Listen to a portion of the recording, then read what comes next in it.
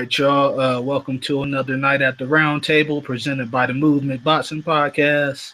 Uh, we pretty much in full force tonight, other than Big Cool, Rocky Sloppy.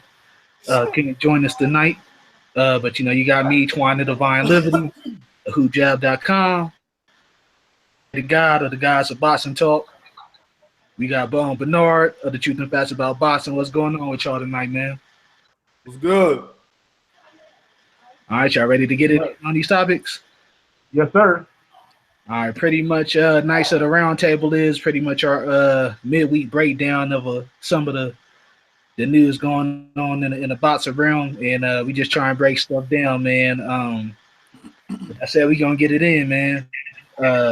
We kind of got it. We finally, like the weekend after, we got a couple days in after this Joshua Klitschko fight. We can finally chop it up about it. Get some real critical thought about some of the stuff in the aftermath that's going on. With that said, 2K brought up a good point, man, about the IBF as far as something that happened recently. Not only did we have Vladimir Klitschko disclosing that there's a rematch clause with him and Anthony Joshua after the fight, we now have it that to where the IBF is already ordering their mandate to where Anthony Joshua had to face Kubrat Pulev for the IBF belt. With that said, that's not the only title I guess they're holding up as far as unification. We have another situation at 140 to where they're holding up a unification possibly between Terrence Crawford and Julius Ndongo. With that said, we're going to go in, man, and I know 2K got a lot to say about the IBF and as far as their reluctance to let these unifications go on, man. So I'm going to let you speak your mind, bro. Well, just basically, we talk a lot about, the WBA recently, man, how they've been on that fuck shit. And they have been with Luis Ortiz and a lot of other things that's been going down with that organization, man. But under the radar, man, the IBF has been committing a whole lot of fuckery, man. If y'all notice, every time we get to the point where we may have a possible undisputed champion, the IBF is the first organization to hop out of nowhere and be like, nah, fuck that. We don't want that. And I'm going to give you 3 examples. Number one is when Tyson Fury first when he beat Vladimir Klitschko. He took those 3 belts off of him. The only other one was Deontay Wilder had the WBC, right? Shit, Tyson Fury and Deontay Wilder had been arguing. Motherfucker jumped in the ring after Deontay Wilder's, I think, his fight. I can't remember who he beat, but I think it was what's the Polish motherfucker's name? Spilka. Artur Spilka. I think he hopped in the ring after that fight, if I'm not mistaken. They was arguing, looked like the fight was gonna go down. Then, Tyson beats Vladimir, takes the 3 belts. It's like, oh shit, we might have an undisputed champion at heavyweight. Then the IBF comes in there with that fuck shit. Nope. You got to fight that Cat Glaskov, that Russian motherfucker that Charles Martin accidentally beat. The nigga hurt himself and lost the fight. That's how Charles Martin became IBF champion. They said, no, you got to fight Glaskov. And Tyson's like, well, hold up. I got a rematch clause with Vladimir Klitschko. IBF's like, nah, dog, no, you don't. Not that we know of, nigga. So they stripped him. They stripped him because he tried to honor Vladimir Klitschko's rematch clause. Okay, example number 2. You got Julius Ndongo, who just beat Ricky Burns, right, for the WBA title at 140. He already had the IBF when he knocked out overrated, too much talked about Eduard Troyanovsky. When he knocked him out in the first round, he took the IBF there, right? So when he beats Ricky Burns, we got him having the IBF WBA. Terrence Crawford's got WBC, WBO. We like, oh shit, we might have an undisputed champion at 140. Here come the IBF. No, y'all won't, nigga. No, because we got a number 1 contender named Sergey fucking Limp Nuts that we want Julius Ndongo to fight. And we like, well, hold up. It's a better fight if we got Ndongo and Terrence Crawford. That's a much better fight. IBF's like, if that motherfucker fights Terrence Crawford, we gonna strip that nigga. Just like we did Tyson Fury. So now look what's happening. Fucking Ndongo's at a crossroads now. Either get stripped or fight Sergey Limp Nuts. Example number 3. Example number 3. And it's the most recent. Recently, just came out yesterday, I believe.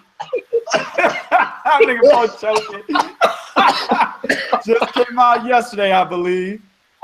The IBF is talking about Anthony Joshua's got to fight Kubrat Pulev, knowing goddamn well the mandatory that has been said to be the fucking mandatory way before Kubrat Pulev was even thought of, right, for this fight, right? The mandatory was Luis Ortiz for the WBA super title that Anthony Joshua just won in this fight. So everybody's like, it should be Luis Ortiz. Hell, they even got a little beef because Joshua tried to give him some step-aside money. Luis Ortiz is like, nope, take that shit, bitch. I don't want no step-aside money, nigga. I want them belts. So we like, hell yeah, make this fight. And here comes the IB motherfucking F. Hey, we're going to need you to fight a guy named Kubrat Pulev. Yeah, the same guy that the guy you just beat knocked out with a check left hook. But we're going to need you to fight him now. Get the fuck out of here, man. Nobody want to see that fucking fight. We're trying to see Luis Ortiz. Shit, if he beats Ortiz, we could possibly see a Deontay Wilder fight for an undisputed champion. Or if Deontay could get, you know, the whole Joseph Parker fight for the WBO title.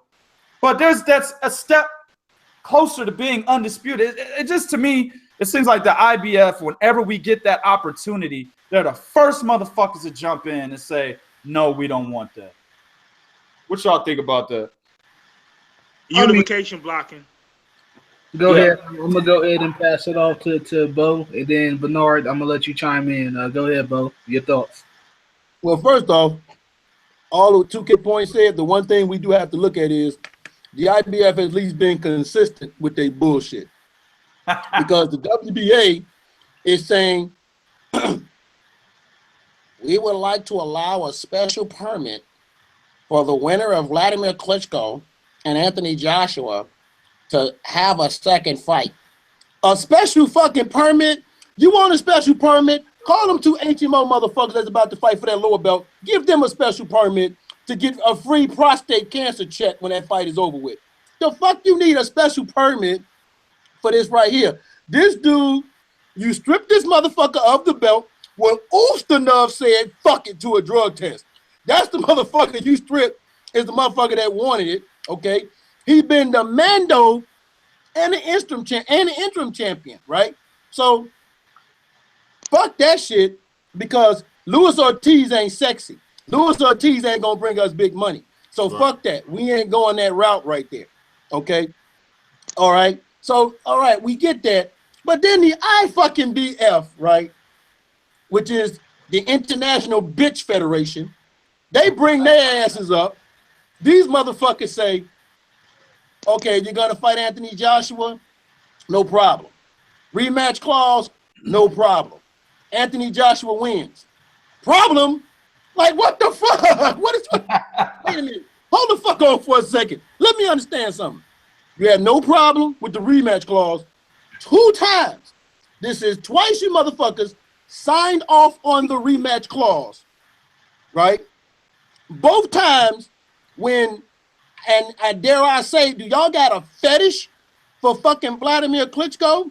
Because both times when Klitschko didn't win, you motherfuckers like, no, we don't like the motherfucker, the belt is on. Boom, here we go. We don't like this motherfucker. I mean, what the fuck is it with y'all? Like, are y'all really gonna tell me, right, that Joshua and Kubrat Pulev, from a financial standpoint, from a notoriety standpoint, from a fan standpoint, off the fight we saw last night, do y'all really think that's some shit the motherfucker want to see? And then on top of that, what did Kubrat Pulev do? Beat Kevin Johnson? Wasn't that motherfucker a 6'1" NBA basketball player? I mean, what the fuck? What the fuck is this? I mean, what the fuck? He And played didn't for nobody even Phoenix know. Suns. Right, I mean, and didn't nobody even know this motherfucker fought? Like, nobody knew. Like, if you're not a hardcore boxing head, do you even know Kubrat Pulev held the fucking IBF title? Nope. Like, real talk. You don't even know he held that motherfucker, right? And just like and then here's what I really hate. Okay, let's say Joshua like, well, I fought too hard for this WBA strap. So, man, I'm gonna honor if Joshua honors the rematch clause, right? Y'all gonna snatch it, give Kubrat Pulov a shot. Then what he gonna do? He gonna do the Jürgen Bremer shit, which is hide out in fucking Germany, fighting a bunch of who the fucks. You know what I'm saying? Hiding out for a belt. At him. Right, he gonna hide out for a fucking belt. I mean, it's all straight bullshit. The same thing with the IBF doing this shit to motherfucking Ndongo. The fight that you know is sexy is Ndongo Terrence Crawford. What the fuck he need to? Who the fuck like? I looked at this dude resume, this limp dude resume. I looked at his resume. I literally had to do a Google plus archive search for the motherfuckers he fought. I had to download a special app. What's only only got like 12, 13 fights, right? 12. Right, that's what I'm saying. I had to download a special app to find out who this motherfucker fought. When I hit Wikipedia, all Wikipedia gave me were the names of these motherfuckers, and that was it when they was born. All right, so let me throw this out there, fellas. Basically, it was said by Eddie Hearn that Anthony Joshua will be fighting 2 times per year following this Klitschko fight. Yeah. Now, with that said, that makes a whole lot of trouble between having 2 titles. How do you guys think this is really going to play out in his part? Do you guys see him dropping the title, or do you guys see him fulfilling both obligations? Honestly, let me also throw this out there from a financial standpoint. What do you guys think the reluctance of the IBF is to actually to have these other unification bouts, because they get paid on a percentage? You know what I'm saying? So the more money involved in the fight, you figure it would be better towards them, I'm guessing. So let me get you guys' input on that. I'll go ahead and start with Bernard. Okay, what is the percentage that the sanctioning bodies get? 3% of a 3%. Right, 3% of the purse of your purse. 3% of the purse. Excuse me. So Anthony Joshua got the WBA, IBF, IBO. That technically 9% of his purse is going to sanctioning body. The IBF and their mandatory situation, if he has to fight the mandatory, that's 3% of his purse going in that fight. If he chooses the rematch against Klitschko, or if that happens, if Klitschko invokes his rematch, then that's the 9%. Which means, okay, so I'm gonna be straightforward, honest with you. It's a bunch of bullshit. Trying to figure this shit out. It's above my pay grade, Twine. I'm just gonna be honest. Because, like the other two said, my partners, we want to see the unification bout. I don't know why the IBF is reluctant. I can't answer that question. Don't get me wrong, I respect them enforcing their rules as for their sanctioning body, but their rules in a way does not benefit the fighter or the fans that want to see good fights or see the unification bout, or if that fighter wants to get a chance to fight a unification bout, like I call it, a unification blocking. You know what I'm saying? Like, basically cow blocking from Joshua getting another belt or fighting for another belt. So, man, it's a bunch of bullshit. It's too much to try to wrap around it. Let me pass it on to TK. Let me get your view on as far as what do you think is going to happen as far as Joshua with this two fights per year shit. What do you expect to happen? Do you expect him to do a Riddick Bowe with either of these belts? Especially considering the monster Luis Ortiz is looming with one of them. I can't say, man. You know, I can't pinpoint Anthony Joshua's demeanor right now. You know what I'm saying? A lot of other fighters, you can tell they're gonna be that way. Like Nathan Cleverly, like you mentioned earlier. I think it was you, Jurgen Bramer. You know, Carl Frampton. You can tell by their demeanor that they're not really gonna fight killers. You know what I'm saying? In their division, in and around their division. But I can't really tell that with Anthony Joshua. Plus, he's at the heavyweight. It's not like the nigga can drop down to cruiserweight. You know what I'm saying? Just to run from Luis Ortiz. If the only way a Luis Ortiz fight doesn't happen and the rankings stay the same is if that nigga retires early. You know what I'm saying? He vacates. He tries to go another route. Basically, you know, pretty much ducking the shit out of Luis Ortiz, like you said, Bo did Lennox, which I don't think he'll do that. Or he retires. So it's kind of hard to say, man. And a fight with Vladimir Klitschko was a tough fight, and it was a tough pick. So I can't say based off of that alone, bro, that he'll pull a Riddick Bowe. I hope to God he fucking doesn't. Maybe Eddie Hearn might talk him into doing that shit. You know what I'm saying? Because Eddie Hearn is like, yo, this is my cash cow right now. Right. Eddie Hearn trying to say he's more popular than fucking Canelo. You know what I'm saying? So Eddie Hearn may talk him into doing that shit, but it's really on Anthony Joshua's own accord as to what really happens. And based on how he picked Vladimir, I don't think he'll do that. But, I mean, we just have to wait and see. All right, Bo, you care to chime in on any of this as far as what do you see happening with Joshua?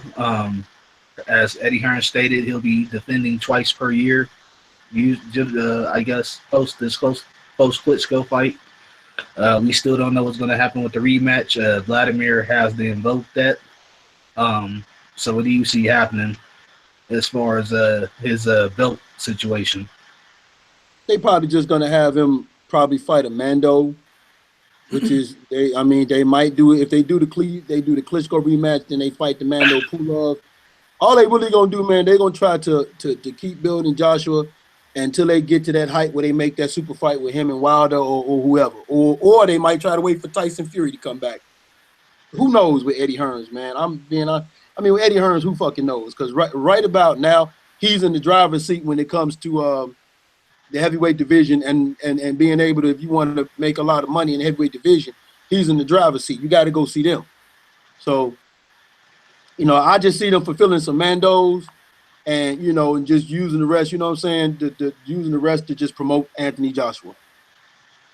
Okay, so we touched on the heavyweight situation. Did you guys want to chime in on as far as the Julius Indongo and Terrence Crawford situation at 140 anymore? That's some bullshit. Ain't really blocking. Yeah, ain't too much to touch on that. It's the fuckery's right in front of our eyes, man. This Sergey Limp Dick motherfucker, they trying to just pull him out of nowhere. Well, you know what I'm saying? I will play devil's advocate. On this one. All right. I don't mean to cut you off today. Let's put it like this, right? If the fight with Hidalgo actually happens this year, didn't Hidalgo get hurt, right? Is he injured or something like that?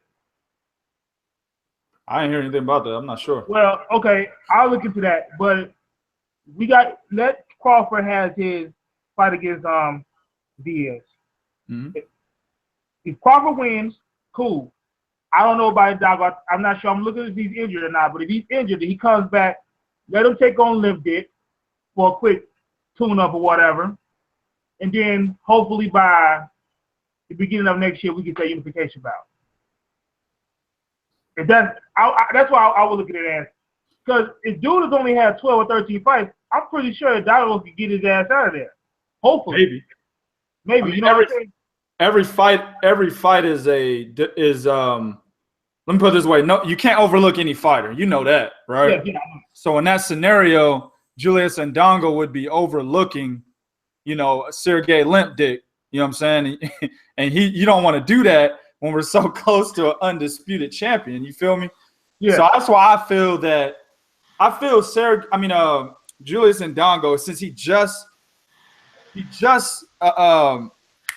defended the belt against a better fighter than Limp Dick, right? Then why are we so quick to rush him into a mandatory? Why can't the nigga take a rest? Why can't the nigga fight Terrence Crawford at the end of this year? Why does he got to fight, you know, if we wanted to have a Terrence Crawford fight by the end of this year, why does he have to fight 3 times this year? You see what I'm saying? Why do we got to wait till next year if he only wants to fight twice? I think that's bullshit, you know, but I feel you on that because Crawford's already got an opponent, right? Right. So he could fight his opponent and then they can clash next year. But why does he have to be forced to do that so quickly? Yeah. Especially with a guy that's only like you said, 12, 13 fights into his career, nobody knows. Yep. Definitely no need to put him out there. Real quick. Is this this is a question to y'all. Is this a bad thing that the IBF has that type of rule where they have to fight their mandatory? I mean, they be because if you notice the other sanctioning bodies don't really enforce it that much. Yeah. They kind of got a little more leeway. It's kind of weird because I'm like, you don't see that. The closest you ever may have seen with is maybe Canelo versus Triple G when he said, yo, as soon as he won the belt, you're fighting Triple G next, Canelo. And you got 50 days. Yeah, but they gave him 2 chances. Yeah, but they gave him 2 chances outside of that to where he didn't fight him. But he wasn't the because after he beat Cotto, they agreed it was okay for them to have an interim fight. That's why he fought Amir Khan and Triple G wound up fighting Dominique Wade. Yep. Okay. And Triple G had been the Mando for 2 years because Cotto had paid him step-aside money to fight Sergio Martinez. Yep. And that's the question, like, yo, yeah, I agree with the step-aside money on both. And that's what I'm saying, why you didn't enforce it then? Because if you look at the opponents of Cotto, he didn't fight anybody that was like that should have deserved a shot at that title. That's all I'm saying. Like, should these station? We say the station body should really work on their ranking system as well as their mandatory, and that's what we've been pushing. Don't get me wrong. A person with 12 to 13 fights has not earned a shot at a title. You know, has not earned it. So, I mean, well, that's the problem with the IBF. I mean, they're the strictest as far as enforcing their mandatories and their ranking system, but then their whole ranking system in general is bullshit. When you look from top bottom 1 to 10, it's awful. Yep. You know the funny part? I'm looking at the old rankings in March. Okay. You know, Vladimir Klitschko they had the #1 spot vacant. And again, the IBF is pretty much, other organizations do this, but not as much as the IBF. You'll look at the fucking rankings in the IBF, it'll say #1, not rated. What the fuck is that supposed to mean? Yeah. They're the only ones that do that shit. But anyway, it was not rated at #1. #2 was Kubrat Pulev. #3 was Vladimir Klitschko. Why the fuck did they not mandate Kubrat Pulev then? He was ahead of Vladimir. You see what I'm saying? It's only when it gets to the point where they feel like there's going to be an undisputed champion or there's going to be some type of action that doesn't benefit them. Because you got to understand, when the belts are distributed between 4 champions, the sanctioning bodies get more money that way. You know what I'm saying?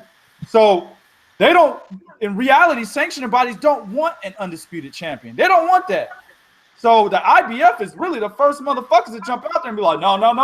Hold up, we too close, nigga. Hey, go get that nigga Jeffrey Johnson, nigga, from under the overpass, nigga. We gonna bring that nigga. He #1. Yeah, you gotta fight that nigga now. Mandated, nigga, mandated, or get stripped. Which one? Fuck out of here, man. Unification blocking, UV. Yep. Yeah. IBF, stop standing in the way of unification bouts. There's more money involved. Why are you stepping on your own toes? This is good boxing. But but the funny thing is they're only doing it for certain fights. Like they haven't did that to Andre Ward, and they allowed True. They allowed Bernard Hopkins to pay his man those step aside money to fight Cole. True. So that's why I'm like, this is selective shit here, man. That's true. Didn't even think about that. I guess we see it with all the organizations. Then they want to implement their things when it does them better justice. Yep. Yep. All right, we're gonna go into our next topic, which is Canelo Alvarez. He's fighting this weekend against Julio Cesar Chavez Jr. The WBC put a commemorative belt on the line, I guess, for the Cinco de Mayo fight, and Canelo wanted no parts of it.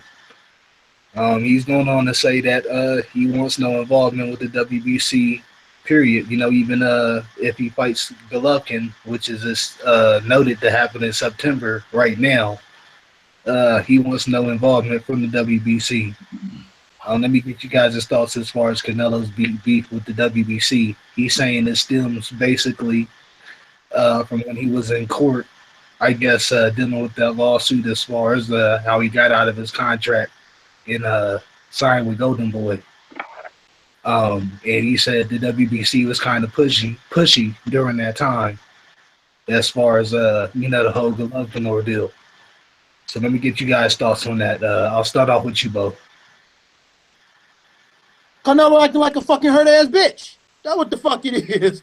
He's acting like a hurt ass bitch. Canelo, either Canelo has fucking, he's too young to have motherfucking memory loss. He's acting like he's acting like a fucking diva of all divas. This motherfucker is claiming that the reason why he don't want to take the WBC belt is because they were trying to force his hand to fight Golovkin. You knew going into the Cotto fight, dog, that the winner of you and Cotto had to fight Golovkin. You knew this. You signed off on it. You paid the motherfucking sanctioning fees, right? Then you win the fight. Matter of fact, because remember, Miguel Cotto was like, man, y'all full of shit. I didn't gave this money, step aside money, and I gotta pay sanctions fees. Fuck y'all. Fuck that belt. I keep my money. And they stripped it. So then Canelo wins, right? Him and Gennady Golovkin, again, you agreed that, well, listen, we both gonna have an intro fight, then we gonna come back and meet to fight again. Okay. You had your intro fight. You blast low chin level of fucking Amir Khan. Then you come back to the table, you stand in the fucking ring and you tell this motherfucker, I don't fuck around and all that shit. Then after that, a week later, you drop your belt and you're trying to tell us it was because the WBC was trying to force you to fight him and they knew you had a court situation going, get the fuck out of here. Miss me with your bullshit, dog. You been knew Golovkin was there. You agreed to the shit. You took an interim fucking fight, all that shit. Just tell us, Oscar whispered sweet nothings in your motherfucking ear, and you said, you know what, you right, Oscar. Last time I didn't listen to you, that motherfucking Cuban Edison Lauder damn near whooped my ass. So I'm going to sit back. I'm going to listen to you, take this paycheck. No problem. Drop this belt. That's what the fuck happened, dog, because you can't tell me, like what, you can't train and then in between training go to court where you can't chew bubble gum and walk at the same time. The fuck out of here, man. That's what you got lawyers for and all this. The fuck out of here, man. I don't want to hear that shit. He's acting like a diva. He's acting like a spoiled ass fucking brat, dog. That's what he's acting like. Yep. All right, TK, you want to follow up on anything? Well, I mean, I agree with both sides, but it goes a little deeper than that, in my opinion. Canelo straight up told us on the face-off with Max Kellerman, he don't give a fuck about belts. You know what I'm saying? Canelo is the epitome of a fighter that has devalued belts. And he's also the epitome of a fighter that uses his popularity to basically get his income. I mean, you should do that, but at the same time, belts have been around boxing since the inception of the sport, right? We start off with one fucking belt in 6 divisions, then ended up being 4 belts and 17, right? Well, belts have always been respected, but Canelo's the type of fighter, and he's the epitome of a fighter who doesn't respect the belts because he feels his popularity is what's going to generate his income. So he's like, fuck a belt, nigga. I got my fans. I'm me. I could pull in 300K pay-per-view buys all day, every day, fighting bum-ass niggas like Liam Smith. You see what I'm saying? So as long as he's able to do that, it don't matter what belt you give him. You see what I'm saying? This is the problem with motherfuckers not understanding why Canelo acts the way he acts. They still feel like belts have some type of premise to him. They don't. That's why he could drop the WBC 160 belt and not feel no shame about it, because his money and fame doesn't come from that. We want him to fight Golovkin for that WBC 160 belt, but Oscar and the rest of his team is like, dog, you don't need that shit, dog. Fuck a sanctioning fee, nigga. You know, fuck all that other bullshit. They want you to fight killers. Fuck all that, nigga. You're Canelo. You can fight Tom Cruise for nothing and still pulling $300K on pay-per-view. So that's what he's just showing us. He's saying, I don't want anything to do with the WBC, but in reality, he don't want anything to do with any sanctioning body. So, I mean, it is what it is, man. He already said he's going to drop the WBO belt. So, I mean, just we'll wait on that. And that's what's going to happen. He's got the WBO 154 belt, and he's fighting a motherfucker at 164. You see what I'm saying? Yeah. He don't give a fuck about that shit. So if the WBO says anything to him like, hey, you got to fight. I forgot who his Mando is. It's no longer Demetrius. It's somebody else now. I forgot. I think it's Miguel Cotto, ain't it? Yeah, thank you. It's Miguel Cotto. If they try to say, hey, we mandating a Miguel Cotto fight, and Canelo don't want that fight, he's going to drop the belt. Well, he's already said he's going to be fighting at 160, post this fight anyway. So they should have, stripped it already or been in the process of it. And they should have, but they're not, because it's Canelo. They're actually hoping and praying he does something with their belt. And that's the thing. These organizations, man, they need to develop more clout, if you will, to be able to have more control over what actually fucking happens in the sport of boxing. We can't have niggas fighting other motherfuckers who nobody knows, getting all this money and shit, because what happens in the long run, belts don't fucking matter. And belts are actually still the premise for all these other fighters in the game, because they're not as popular. That's the fucking problem, man. And that's one thing Floyd didn't do. Floyd was very popular, but he still collected belts, right? The only problem with Floyd is he didn't really fight his mandatories. But he didn't fight his mandatories because he fought better fighters.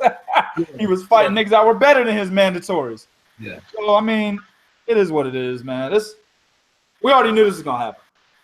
So do you guys think it's going to come to a point where Canelo receives a negative backlash from the Hispanic community as far as how he's handling it in his dismissal of belts? I'll go ahead and ask Bo, and I'll go ahead and swing it over to Bernard after that. No, man, listen. Here's the reality of it all is, if he was going to have backlash, we'd have seen it in the numbers. As long as Oscar De La Hoya is still clocking 300, 500 pay-per-view buys, he ain't going to give a fuck about us talking about that backlash, because, and I say this all the time, Canelo Alvarez, say what you want to say about Oscar, he's putting Canelo Alvarez in a perfect position where his pay-per-view sales will be good because of the type of dudes he got him fighting, okay? He got him fighting Amir Khan, a recognizable name with a good following. They'll pay to watch it. When he fought Liam Smith, same thing. Recognizable name, motherfuckers like him, they'll pay to watch it.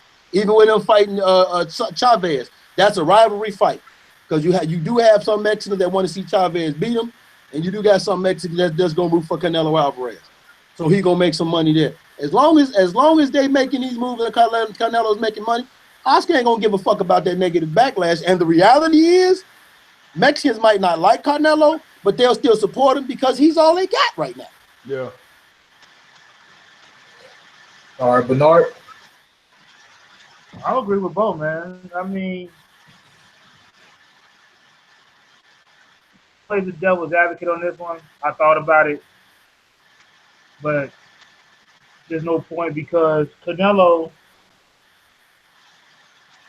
like both said, he got his fan base. He can kind of get around this shit. I mean, unless something really drastic happens come May 6th where he loses. I mean, the Hispanic fan base is known to be more critical of their fighters, so that's why I'm wondering. Do you guys see it to a point to where he'll receive a backlash in numbers, you know what I'm saying, or anything of that nature? Not for that belt. No, because at the end of the day, it's a rivalry. It's a rivalry. I mean, at the end of the day, that rivalry trumps that motherfucking belt. the WBC is technically getting involved in a fight which really they don't even need to be involved in. You technically, in a way, is making the belt for a Super Canelo weight. Let's be honest. Yeah. You're making a belt for a weight class, or you call it the Cinco de Mayo belt. As many times that Floyd has fought Mexicans, they ain't never been a Cinco de Mayo belt. Don't get me wrong, he was defending his WBC belt or the WBA belt, and I understand that and I respect that. Now you got two Mexican fighters fighting at 164.5 catch weight, and you want to make it for a Cinco de Mayo belt. In the words of the great 2K, get the fuck out of here.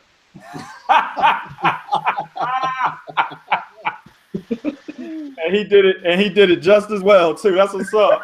Yeah, that nigga was rehearsing that shit at home. Nigga was looking at his cell phone. Did I get it right? You know what, man? Let me. I'm not gonna talk too long. I agree with what both men just said. The fan base is not gonna leave Canelo because he did something far worse. The fan base was waiting on him to fight Golovkin when he said, "Hey, man, we don't fuck around, eh?" Pulled that bullshit, right? But then he fucking goes and drops the belt, and the fan base stayed with him. So if he's gonna drop the belt and duck Gennady Golovkin blatantly, and the fan base don't leave, then why the fuck would they care about a goddamn Cinco de Mayo belt that he don't want? They don't care about that. They're gonna stick around with him. They even stuck with him when he picked Liam Smith. Ew. They stuck with him. Hey, hold on. Okay, I want to pick you back on that. They even gonna justify that Chavez Jr. weighs more and he's fighting a much more tougher opponent than Triple G. Yeah. Based on weight and height. Yeah. They're gonna justify it. Yep. They already have. I be hearing them down here. I be hearing them down here justifying it all motherfucking day, nigga. All day. Niggas don't know shit about boxing, but they know Canelo. For real. Telling you, man. They ain't never gonna leave. They're never gonna leave his side, no matter what he does. So that's gonna lead us to our next topic of the night, man. With this fight happening on Saturday night.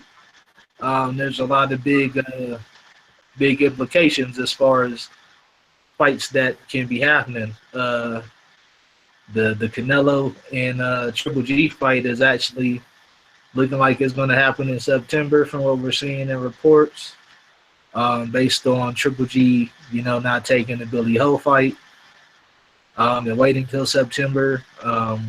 Also seeing some recent stuff, in the headlines as far as everything pretty much could be in their fruition as far as going down to September for Triple G versus Canelo. With that said, I wanted to ask the fellas if they feel like the fix is in already, and everything. Chavez Jr. has the ceiling pretty much against them. Weighing down on them already. With the implications of a mega fight. On card. I'll go ahead and start off with you, Bernard, and I'll pass it off to the rest after that. What do you think, Bernard? Wow. The fix is in. Let's be honest. The only way that Chavez Jr. can win that fight is by knocking Canelo out and stopping Canelo, or causing his corner to make that stop. He got to literally beat Canelo into submission or to win this fight. Let's be honest.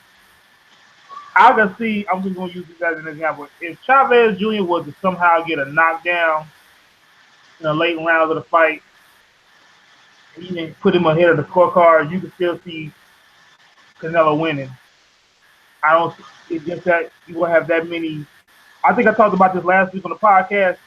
The different scenarios on how I can predict that fight will come out at. So with that being said, the fix is in. Chavez needs to do what he needs to do, which is knock Canelo out to get the win. Hell, his little brother knocked out Canelo's little brother. Yeah, Chavez Jr. Little brother knocked out Canelo's little brother. So shoot, maybe we'll do it again, make it. With the fix again. All right, I'm gonna pass it on to you, the 2K. Do you feel like it's a one route, one way out one way out for Chavez in this fight, considering the implications for the fight that's at bay? Well, let's look at the history. This is a good question, and I want people to bask in the essence of this shit. You know what I'm saying? Let's look at the history. Canelo versus Austin Trout. Fix was in. Why? Not because Canelo won. Stanley Christodoulou scorecard, 119 to 108. He said Austin Trout won one round. Okay. I thought Austin Trout won the fight. So the fix was in there. All right. Canelo versus Erislandy Lara. Erislandy Lara clearly won that fight in my eyes. I actually had it 117, 111 for Lara. It could be closer. It could have been 115, 113. Right? Levy Martinez had it 117, 111 for Canelo. He said Lara only won 3 rounds. Okay? Fix was in there. Let's look at the most ridiculous of them all. Canelo versus Floyd Mayweather. Floyd Mayweather beat the motherfucking dog shit out this nigga. I mean, it was embarrassing. I was like, ooh, ah, ooh, ee, ooh, oh. I was feeling them. You know what I'm saying? I'm watching all the Mexicans in a Mexican restaurant that I'm sitting in with a big-ass Floyd Mayweather t-shirt. Me and my wife and my nigga is sitting in there with a shirt on in the middle of a Mexican restaurant. All the Mexicans quiet. When the decision was read, some of them even started crying. Okay? CJ Ross had to fight a draw. The fix is in. So to answer your question, hell motherfucking yeah, the fix is in. And this don't even matter if the Golovkin fight's on the docket. It don't matter because it's Canelo. The fix is always in. It don't matter who this nigga's fighting. So yeah, Chavez probably will need to, like Bernard said, beat this nigga into submission and send him to the hospital. That's the only way Chavez Jr. beats Canelo by decision. Is if this nigga is like getting ready to die in the ring and shit, can barely stand at the end of the fight when they reading the judges' scorecards. And they still might call it a draw. Hell yeah. Hey, call the whole fight a draw, you get a rematch in September on Mexican Independence Day. Right. Hell yeah. That's what I'm saying. Chavez Jr. has no chance. I mean, I know a lot of people, they're like, man, Chavez Jr., he's ready. Look at him, blah, blah, blah, yada, yada. But I'm like, dog, it's Canelo, people. The fix is go. Let me just say this, man. Canelo must give the best head. And the reason why I say that is because Oscar De La Hoya does whatever, whenever for Canelo Alvarez, bro. It don't matter what. He's got this nigga's back 100%. Canelo's doing something on the back end. We don't know what it is, but it's got to be something very good, right? Because this nigga gets judges. He gets the venues he wants. You know what I'm saying? He gets the network he wants. Nigga, he gets it all the way down to the glove size. Everything he wants for Canelo. So that tells you right there, hell yeah, the fix is in, bro. It don't matter if the Golovkin fight's on the docket. All right, Bo, care to chime in? Yeah, I'm going to go a little bit deeper. But before I do chime in, there's a piece of the story that my man 2K left out, which was when Floyd Mayweather's name was announced, 2K was, yeah, nigga, nigga. In that same motherfucking club with all the Mexicans, that nigga was jumping up and down, screaming. Oh, yeah. Hell yeah. But I'm going to go deeper, man. The fix has been in not just for Canelo, but the fix has been in. You can look at Oscar De La Hoya. Remember when he fought old Felix Strum? Yep. And he got that motherfucking decision. Remember a guy by the name of Pernell Whitaker? Yep. He got that motherfucking decision. So when you align yourself with Oscar, dog, like Bernard Hopkins had to knock this motherfucker out. Bernard said, look, I'm going to knock him out to get this victory. Okay? And people gonna be like, yeah, but Oscar took losses. I know he took losses, but what I'm saying is there's a pattern here. So the fix is in, even if the Golovkin fight is not on the docket, but here's a reality right here that everybody needs to understand. The best chance of beating Golovkin is Canelo Alvarez. It is not Julio Cesar fucking Chavez. It just isn't. Just isn't. Okay? Also, 2K said something about Canelo giving the best head. Outside of that, Canelo is the biggest money maker at Golden Boy. Yes. He's the biggest money maker at Golden Boy. Like Oscar got 155 fighters. People out there don't know 154 of them. You know, and they don't know 154 of them. I'm gonna tell you how I know this. Jojo fucking Diaz is fighting this weekend. Yeah. Guess how many people been talking about Jojo Diaz? Yeah, that's true. Oscar been having his fights on ESPN. Guess how many motherfuckers been talking about the ESPN fights? I ain't even seen one yet. Yeah, I did. That's the fucked up part about it, dog. I did. Yeah. I watched the first one I had with Jason Quigley. With 250K people watched it, but that shit's supposed to be better than PBC. But anyway, I digress. But yeah, listen. Hell yeah, the fix is fucking in, dog. It's Golden Boy. It's Golden fucking Boy. These motherfuckers are when you can have racist emails and then get drunk driving and not have to answer a question. And when you ask the question, you escort the fucking reporter out the building. You goddamn right the fix is fucking in. Yep.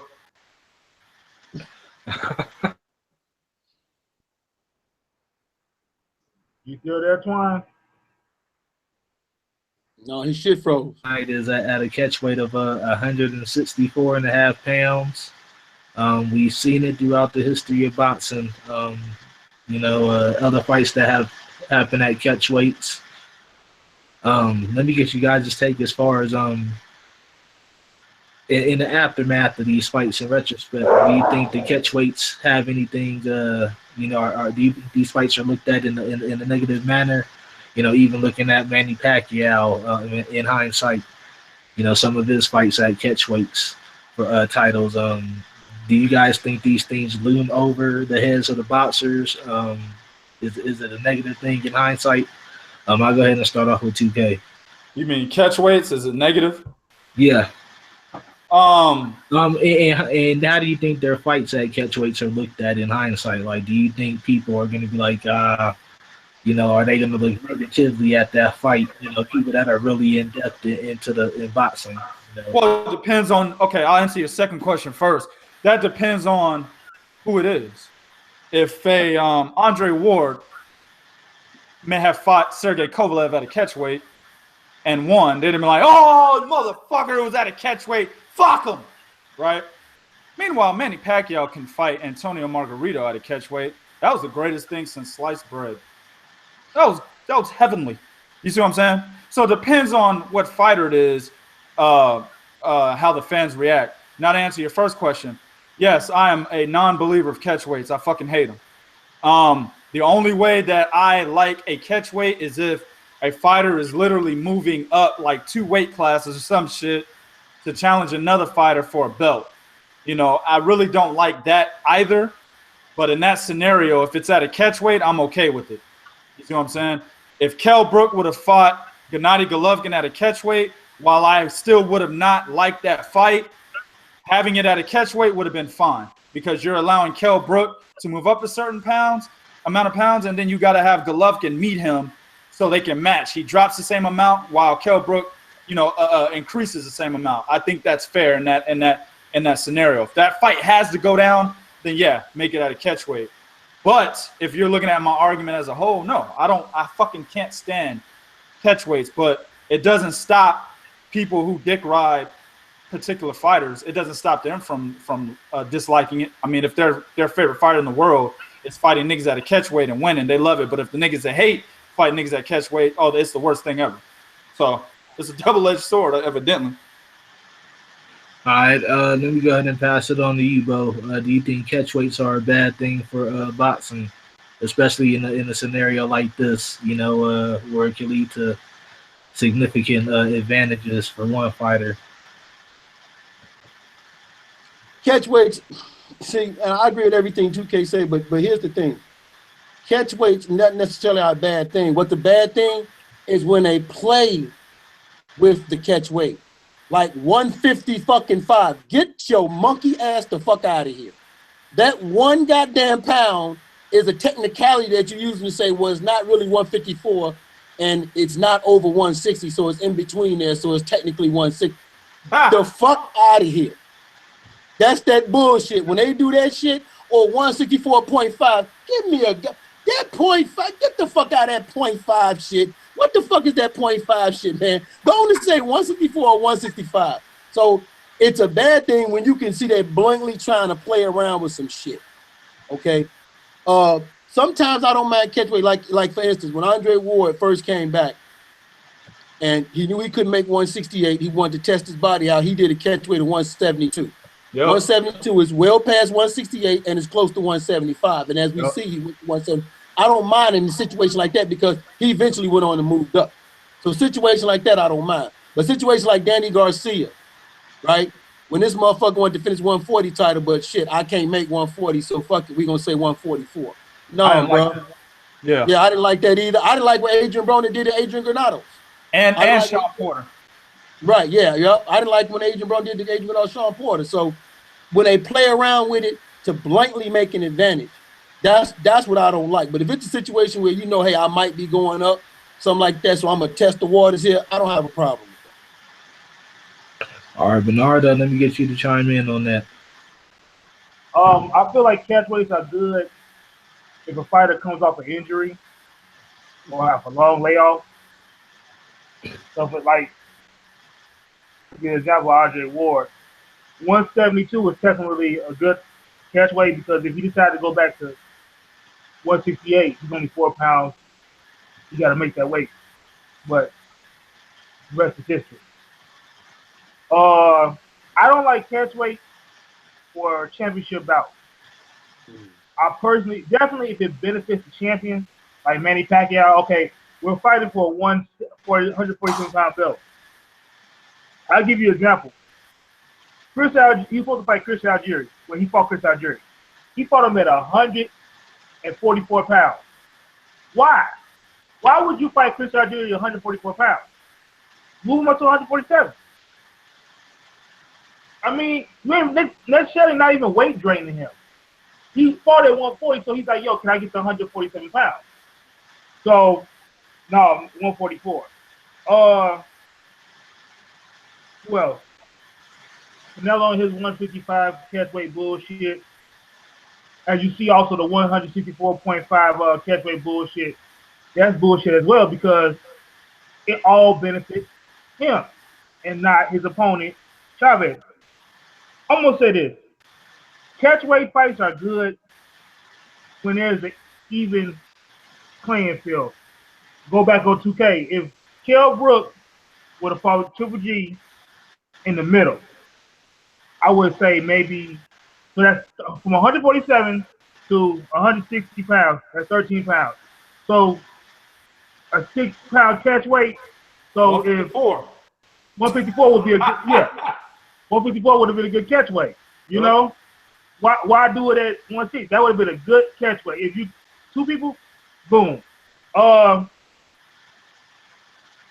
Yeah, I mean, that's how I feel. Catchweight fights are good if you try to get fights between certain divisions between two fighters, but don't want to risk that either too because it could have an effect on the fighter as well. But championship fights should be fought at the full limit. No catchweight bullshit. Not no 155 over 1 pound. Not no, hey, two fighters that both are coming always fought at 147. Hey, I'm going to drain him and make him go to 144 or 143. That Freddie Roach catchweight bullshit that he pulled with Cotto when he drained Oscar De La Hoya. No. With Pacquiao, yes. But recently, Daniel Gill, you had a 160-pound belt. And what was the catchweight for that? 157? Oh yeah, the Miguel Cotto, Daniel Gill. Yeah. Was that 157? Yeah. Clearly, you saw it did not benefit Gill. Yeah. Did not benefit Gill in that fight. So He did that to him. Did he also do it to Alex Rodriguez? I mean, Devin Rodriguez. Kelvin Rodriguez. I'm not sure. Okay, but come on, man. If the catchweight is only benefiting one fighter, I don't want to see it. Championship bout, full limit. Catchweight bout, if you're trying to get two fighters to fight, or if you're coming off a layoff or an injury, you should have a catchweight. Okay. Let me just get your quick assessment. Looking at like maybe 20, 30 years from now, you know, we're kind of into the history of boxing, all of us. Are people going to be looking at that catchweight thing, or is there going to be an asterisk with any of these things? You know, like it's going to be a win is a win. Let me get a quick yes or no, a quick assessment from you at 2K. It's going to be a win is a win. That's nobody. I mean, catchweights has been happening for a very long time. I mean, a lot of niggas in our past did catchweights to win titles and shit. It'll be a win is a win. All right, Bo and Bernard, let me get you guys a quick yes assessment. Same thing, Bo. A win is a win. They doing it already right now. When they talk about Pacquiao beating Cotto or shit like that, they don't mention nothing about catchweight. A win is a win. Because at the end of the day, the other fighter got a chance to say no. True. I think I agree with them. I think but the only thing I would say differently is we, as the boxing purists that we are, will debate it. We'll be the only ones that debate it, but just to piggyback on Bo, well, the fighter did assess the fight. Once he assessed the fight in the terms, there's nothing else you can do about it. It is what it is, so a win is a win. We can debate it all we want, but that fighter had the choice to say no. Yeah. I mean, you know, nobody says nothing about and I'll just throw a fight out there just to support all of our points. Nobody ever goes back and says, you know what?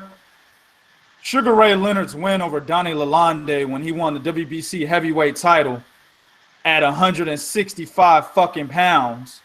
Nobody says that fight or that wasn't a win. That wasn't a real win. They give him credit for that.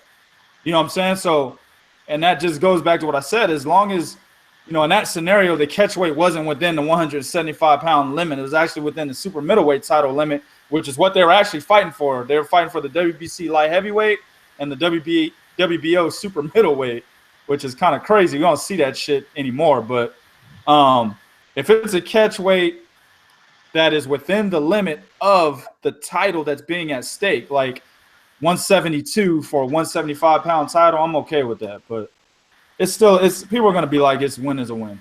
It won't matter. Okay. All right. So that's going to pretty much close out this night at the round table, man. You can catch us on the movement on Sunday nights. I'm going to let everybody do their shout-outs and give out their little handles where they can be seen. Starting with Bo. Go ahead, kick it, man. You can find me and my co-pilot Bernard at Truth and Facts About Boxing on YouTube. You can also follow us on Twitter at capital T for Truth _ capital F for FactBox1. Also Instagram, Truth _ FactBox1. Also catch us on the Movement Podcast, Pound for Pound Boxing, and Talking Boxing and Bullshit.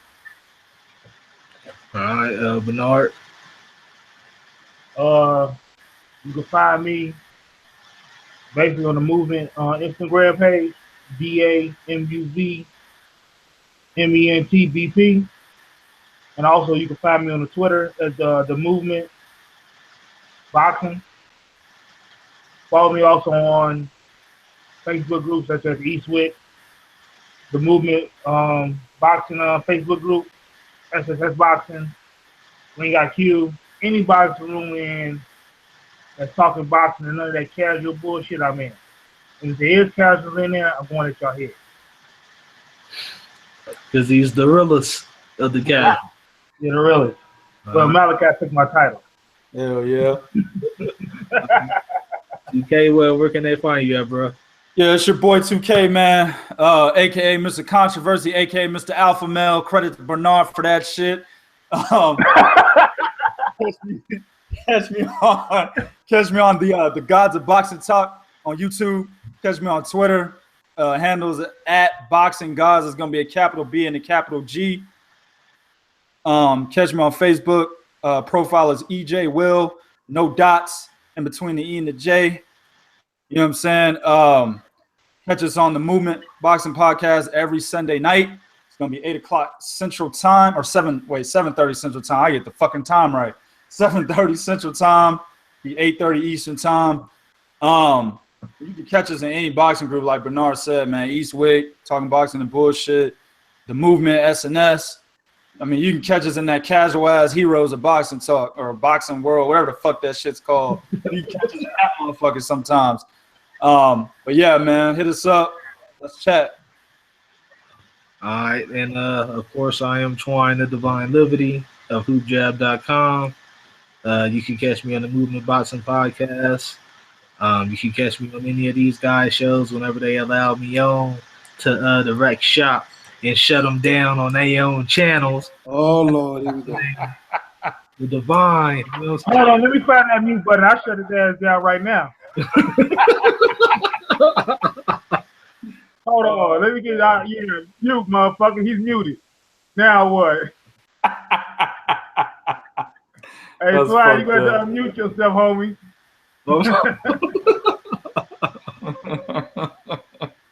Wow, on my own shit. On my own shit. That's crazy. All right, man. Karma.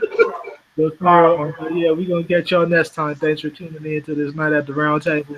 We're going to be doing this weekly as well as our podcast. Everybody gave their different brands and where you can find them. Check us out, man. Peace.